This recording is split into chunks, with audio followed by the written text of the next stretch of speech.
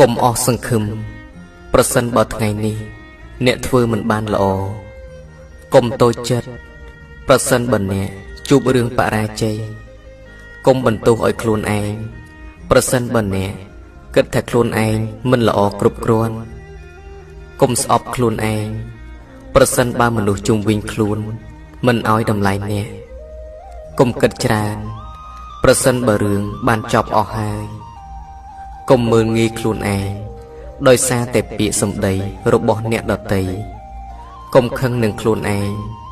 ព្រោះអ្នកបានខំធ្វើវារួចហើយកុំបន្ទោសវាសនា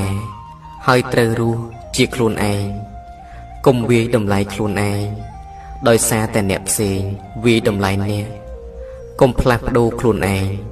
ដោយសារតែដើម្បីផ្គប់ចិត្តអ្នកដទៃកុំគិតថា